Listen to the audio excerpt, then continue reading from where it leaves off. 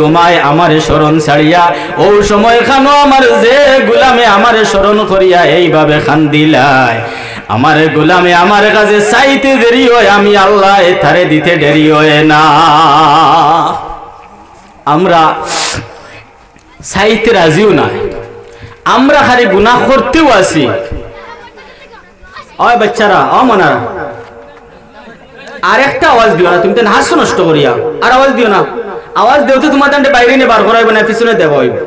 আওয়াজ দিও না, চুপ করে শুনো কিতা কই। তুমি আসিও না গো, মুখ বন্ধ করো তুমি। এটা একটা ডিস্টার্ব হওয়া হয়ে যায়। কোরআন শরীফর তুমি কোন জায়গার মাঝে, কোন আয়তর মাঝে কোন কথাগুলা করায়, এটা খেয়াল রাখা লাগবে। একটা কথা যদি ফাজিল হয়ে যায়, ব্যর্থা যায় গিয়া, আল্লাহ দরবারে জবাবদাহি হইতে লাগবে। কারণ আল্লাহ এটা কইছে না, তুমি কেমনে কইলা, কবিরা গুনাহ হয়েছে। আল্লাহ রাব্বুল আলামিনে কোন সময় তোমার নফসের উপরে, তোমার জানের উপরে সদমা চালাই আল্লাহ তোমারে পরীক্ষা করব, তুমি আল্লাহর খাঁটি গোলাম, নবীজির খাঁটি উম্মত নিনা না। বিশাইইন মিনাল খাউফি ওয়াল জুই ওয়া নাকসিম মিনাল আমওয়ালি ওয়াল আনফুসি ওয়াস সামারাত আর কোন সময় আল্লাহ ফসল দিয়া তোমারে পরীক্ষা করব, তোমারে ক্ষেত দিয়া পরীক্ষা করব, দান দিয়া পরীক্ষা করব। অনেক ধরনের যে ফসলাদি আছে, এই ফসলাদি দিয়া তোমারে পরীক্ষা করব। কোন সময় জমিনের মধ্যে ওলা ফসল দান করব, যে ফসলগুলা তুমি তোমার কল্পনার ভিতরে নাই, বাইরে এত ফসল আল্লাহ দিল। আর কোন সময় ফলন্ত জমিনের মধ্যে এমন করে ফসল হয়েছে, সেই ফসলটা আল্লাহ ধ্বংস করিয়া তোমারে পরীক্ষা করব। ওই সময় কেন তুমি আল্লাহরে কিভাবে স্মরণ করো। অতএব আমরা ধৈর্য ধরার দরকার, আমরা সবর করার দরকার। মিনাল খাউফি ওয়াল জুই ওয়া নাকসিম মিনাল আমওয়ালি ওয়াল আনফুসি ওয়াস সামারাত ওয়া বাশিরিস সাবিরিন। ও নবী, তুমি জানাইয়া দেও তোমার উম্মতগুলোরে, তারা যেন ধৈর্য ধারণ করে, তারা ধৈর্য ধরে, তারা যেন সবর করে। ওয়া বাশিরিস সাবিরিন, তোমার উম্মতগুলোরে গো নবী তুমি জানাইয়া দেও, তুমি খুশখবরি তারার কাছে পৌঁছাইয়া দেও। এইভাবে যদি তারা আমার উপরে, আমার এই পরীক্ষার মাঝে যদি তারা পাস করিলায়, তারা সাকসেস হয়ে যায়, তাহলে তারারে তুমি খুশখবরি জানাইয়া দেও। ওয়া বাশিরিস সাবিরিন, পরকালে তারা আমার কাছে জান্নাতি। আমরা খেয়াল রাখা লাগবে। এই জমিনও জেলা তেলা চললে হইতো না। ঘর থেকে বাইরে হইছ, একটা মুহূর্ত, একটা ঘন্টা, একটা মিনিটেরও ভরসা নাই। এখান যদি জানি, তাহলে গুনাহটা কেমনে করি, গুনাহ যদি করি লাইছি, কেমনে গুনাহটা মাথার মাঝে লইয়া বইয়া থাকি। এই গুনার ব্যাপারে আমরা তড়প নাই। আমরা এত গুনাহ করিয়াও বই রয়েছি আল্লাহর কাছে, এখনো আমরা তওবা করছি না। এখনো আমরা চোখ মুজিয়া দেখি, আর মাহফিলের মধ্যে আসুন আপনারা এখনো চোখ মুজিয়া দেখুন আমার থেকে লইয়া, যে কত গুনাহ মানুষে দেখছে, আর কত যে গুনাহ মানুষে দেখছে না, অন্ধকারে লুকাই লুকাই আমরা করিয়া এখনো আছি। শুধুমাত্র দেখছেন একজন আল্লাহ, শুধুমাত্র একজন আল্লাহ দেখতা যে আমরা কত গুনাহ করিয়া আছি। বেস্তর সার্টিফিকেট জমিনের মাঝে 10 রঙে দেওয়া হয়েছিল, আপনারা হয়তো জানা আছে। 10 জন সাহাবীরে বেস্তর সার্টিফিকেট আল্লাহ রাব্বুল আলামিন জমিনের মধ্যে দান করছেন, তারা বেহেশতি বলিয়া সার্টিফিকেট দেওয়া হয়ে গেছে। এই লোকের একজন হইলা হযরত ওমর রাদিয়াল্লাহু তাআলা আনহু, বেস্তর সার্টিফিকেট দেওয়া হয়ে গেছে, তারা জান্নাতি। অতএব তারা সার্টিফিকেট পাওয়ার বাদে হযরত ওমর রাদিয়াল্লাহু তাআলা আনহু যখন কোন কবরস্থানের দ্বারে যাইতা জিয়ারত করাত, যখন কোন কবর পাইতা, কবরের দ্বারে গিয়া হাত উঠাইতা, হাত উঠানির পরে সাহাবা সকলে লগে দেখতা হযরত ওমরে খানতে খানতে তড়তড় তড়তড় কতরা। অন্য সাহাবা হলে জিকার করইন ও উমর তুমি খেনে খান্দ বেলে কি আমি খেনে খান্দি মুনা বেলে তোমারে আল্লাহ জমিন ও বেহেশতের সার্টিফিকেট দিলাইছে জান্নাতের সার্টিফিকেট তোমারে দিলাইছে তে তুমি কোন কারণে খান্দ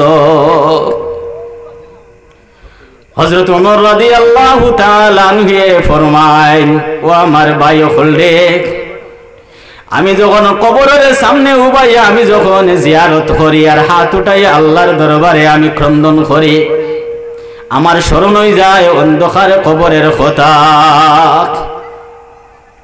এই সামান্য জায়গার মধ্যে যখন আমারে দাফন করবা দাফন করিয়া আমারে তুইয়া তোমরা যাইবাই গিয়া 40 কদম যাবার পরে যখন নেকির মুনকির ফেরেশতা হলাইয়া যাইবা আমারে যখন প্রশ্ন করবা সেই প্রশ্নের জবাবগুলা আমি দিমু না বলি যাইমু গিয়া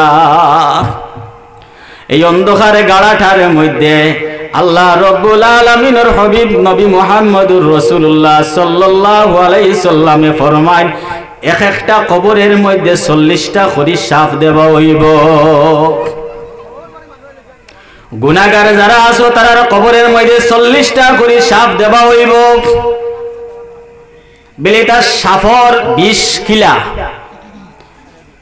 নবীজি ফরমায় এটা সাফর 20 ও আমার সাহাবা হল একটা সাপে যদি জমিনের মাঝে সুপ মারি দে তে জমিন 20 লইলেই বলা 20 আল্লাহ তার মাঝে দিছে ও ধরনের সাপ প্রত্যেকে কবরের মধ্যে 40টা করে দেওয়া হইব ওমরে ফরমাইন ও আমার সঙ্গীরা ও আমার সাহাবারা রে ও আমার ভাইয়ান রে আমার অন্ধকার কবরের গাড়ার কথা আমার মনের মধ্যে যখন উঠে যখন আমি জিয়ারত করার যাই তখন আমার মনটা একবারে ছোট হয়ে যায় আমি বড় ভয় করি বড় ডরাই কোন মুহূর্তে জমিনটাকে আমারে আল্লাহ উঠাই লইব আরে কবরের মধ্যে তোমরা রাখিয়াইবাই আর এই কবরের মধ্যে রাখার পরে কবরের ঘাটটা আমি কিভাবে পাড়ি দিমু হযরত ওমরে ফরমাইতরা যে ওমর আল্লাহ তাআলা যে ওমরডে বেহেশতের সার্টিফিকেট দিছেন ও ওমরে কইতরা কবরের দ্বারা যাবার পরে এত ভয় লাগে এত ডর তান ভিতরে আয় যে তান খানতে খানতে খানতে খানতে বেহুশ হয়ে যাইতেছে আর আমরা কত গুনাহ করিয়া বই রইছি এখনো পর্যন্ত আল্লাহর দরবারও আমরা নত স্বীকার হইতাম পারলাম না এখনো আল্লাহর কাছে আমরা স্বীকার করতাম পারলাম না যে আল্লাহ তুমি যদি আমরারে মাফ করে দেও তে আমরা মাফি পাইতাম আমরা স্বীকার করি আর আমরার মতো গুনাহগার জমিনও আর নাই এখনো আল্লাহ তোমার কাছে জানাই আর আমরা আর এটা করতাম না এখনো আল্লাহর কাছে জানাইতাম পারলাম না এখনো আমরা মনে আছে আবু কত গুনাহ করতাম হযরত ওমর রাদিয়াল্লাহু তাআলা আনহু কেমন ব্যক্তি ছিলেন এক সময় তাইন ছিল প্রধান সন্ত্রাস কি ছিল সন্ত্রাস কেমন সন্ত্রাস সব সন্ত্রাসের সর্দার মক্কার জমিনের মধ্যে হযরত ওমর রাদিয়াল্লাহু তাআলা আনহু খমিন মানুষেন গরম মানু গরমানি দেখান মাইর করন সন্ত্রাসী করন লাঠি সোটা লইয়া ঘুরন মানুষে ভয় করন এই ধরনের যে কমিটি আসলো সেই কমিটির সর্দার আসলা হযরত ওমর রাদিয়াল্লাহু তাআলা আনহু আর করগু আবু জাহিল মক্কার জমিনে গুন্ডামি তারা দুইজনে করছেন এই গুন্ডামিটা কিতা করছেন অবৈধ গুন্ডামি দিনের পক্ষে নাই সন্ত্রাস দিনের পক্ষে থাকেনি না না সন্ত্রাস তো সন্ত্রাসু সন্ত্রাস দিনের পক্ষে থাকার কথা না সন্ত্রাস সন্ত্রাসু হযরত ওমর রাদিয়াল্লাহু তাআলা আনহু আর একদিকে আবু জাহিল মক্কার জমিনের মধ্যে দুইজন সবচেয়ে বড় গুন্ডা ছিল তারার ভয়ে কোনো মানুষে ডরাইয়া মাতিত না রায় তারা যে গুদিত গুটিকি যাইত গিয়া বিচার বইছে উমরে যেখান কইছেন ওখান বাদু কারবালা ইসলাম গ্রহণ করার আগর কথা বলে আবু জাহিলে যেখান কইছে ওখান আর উল্টা পাল্টা কিছু করা নাই এখন আমরার মাঝে তো দেখা যায় জায়গায় জায়গায় আছে